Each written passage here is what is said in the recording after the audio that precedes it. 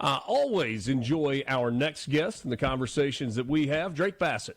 He is the president and CEO of Palmer Home for Children. Great relationship going back a long time now between SuperTalk Mississippi and our friends at Palmer Home, who this year are celebrating, I don't know, birthday or anniversary. I'm not sure which one you classify it as. 130 years in business for Palmer Home. Good morning, Drake. Hey, good morning, Richard. Great to see you. You as well. So when you got 130th birthday coming up, what do you do to celebrate? Well, the fact that it's about to coincide with Easter, something tells me we're going to have a lot of chocolate around here for a few weeks. But it's really a great time to reflect. And we've enjoyed, hearing from people who've been connected, with us over not just years, but even decades. And when you think about the impact Palmer Home has had on the lives of so many people who've gone on to live in different parts of the country, have productive lives, but then they stop and reflect on maybe the few years that they were at Palmer Home when they were children for some reason. Those are powerful stories, and it just reminds us that we're part of the story, and we're a point in time on a big timeline, but that the mission going all the way back to 1895 is the same in 2025. Which is to, make an impact in the lives of children who need it at that particular point. So it's really powerful. Most organizations that last for a long time have the ability to operate with both short-term goals and long-term goals. And, what you say there strikes me as falling into that category. There certainly are immediate needs and short-term goals when Palmer Home receives a child. And you almost go into like a triage mode, certainly when kids first come to you.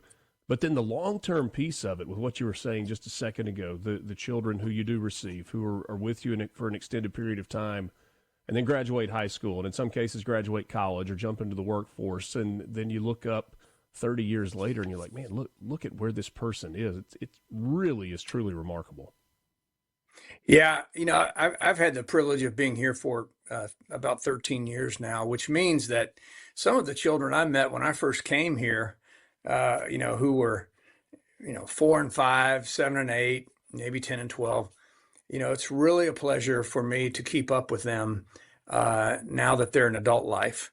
And there are 3 or 4 of them that I text with who are, out in the world, making their way, and I heard from a young man just, a few months back. He was excited to tell me that he's engaged to be married, and, he's excited about his career. Hear from another, guy that is got a great job now, and he's excited about that. And watching these children become, young adults and become independent. We've talked before about the team that we have here in our program, and they're just really so great at recognizing that children are going to be coming from very tough situations. And I think about that first couple of hours that a child arrives here, and they're just, in some ways, they're a little stunned because of everything that's going on around them. It can be a painful moment because they're maybe separating from family. It can be a frightening moment because they don't know who we are. And, they're just not sure of what's going to happen. But then over the weeks and over the months, you watch them begin to take hold of their own life just by trusting and by being comfortable. And I'm really grateful that the outlook of our team is we're not really, concerned about, whatever difficult situation you came from. We recognize that, we're trained in that, and we can work with it. What we're excited about is where are they going? Where is the child going to go? What's their future hold? And for us, it's a time of great potential, to pour into a child. Just this week, I heard from one of our staff say that, there's a couple of young boys, little boys that have come to us recently, and they are just loving being able to get out and ride around on their bicycle. They haven't been outdoors very much. They've been in situations where they've been sort of boxed in and just haven't been able to get outside. They just love playing outside. Well, what young boy doesn't want to get outside and, ride around on their bike as fast as they can? That sort of thing starts to open up, the heart, the mind, the soul, and allows us to pour into that. And so watching transformation, whether it's a decade or whether it's 20 years, or when you think about the organization transforming, the needs in 1950 were different than they are in 2025. The needs in, 1975 are very different. And Palmer Home needs to be nimble. We need to be able to adapt. And we believe we've done that. We've responded to the changing landscape and the demands. Children come to us with more wounds, in my opinion, than they did maybe 30 or 40 years ago, or at least they're different wounds. Children have been subjected to a lot of things. They've seen a lot of things. They've experienced a lot of things. They've heard a lot of things. And that's in their psyche, and we have to work with that. But we're thrilled to do it. We're grateful for the outcomes, and we're certainly grateful for people like you and everybody at SuperTalk who care about the work that we're doing, and across your radio land, all the people who continue to support us. We'll tell you about the upcoming radiothon in just a second, but I was thinking as you were talking there, one of the things that Jane and I try to pray for on a regular basis, hopefully a daily basis, is that our 3 children, every day that they're alive, will feel love. Maybe they're in trouble, maybe they've got to be, pushed back into line because they're doing something that's not what we hope they're doing.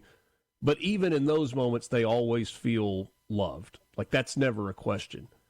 Are there children that you're getting, and I think I know the answer to this, that have never actually felt that unconditional love, that the only thing that they've ever felt is burden, as in they were a burden to whomever they are with?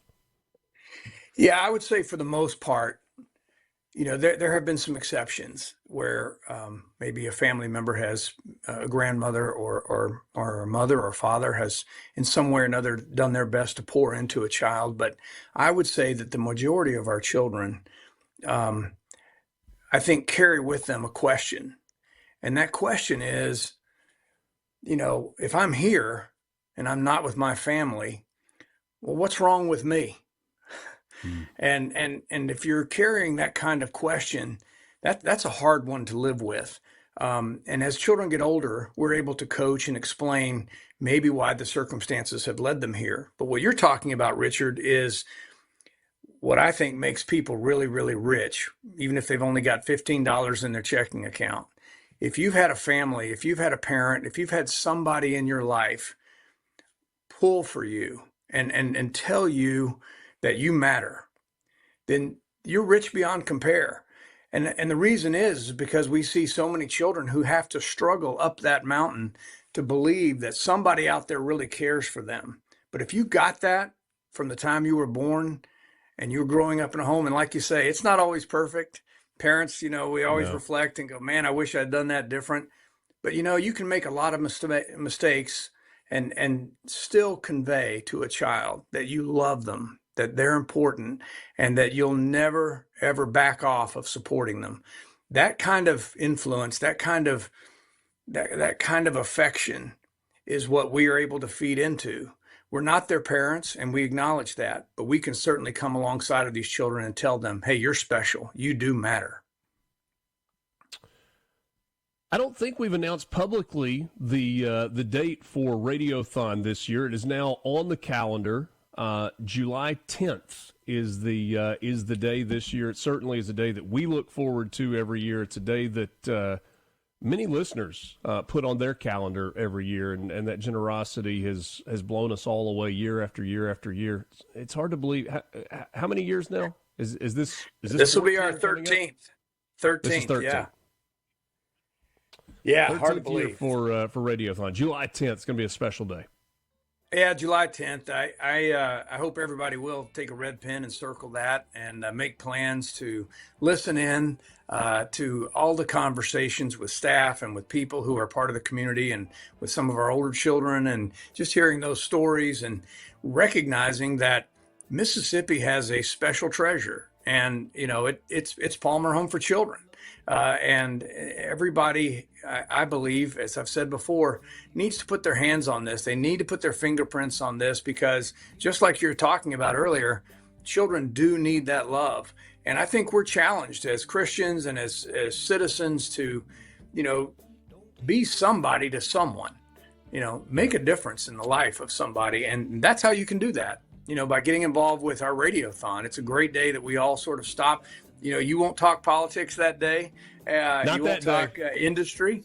And, we're just going to talk about something that I think is extremely important, and that is caring for children who need us the most.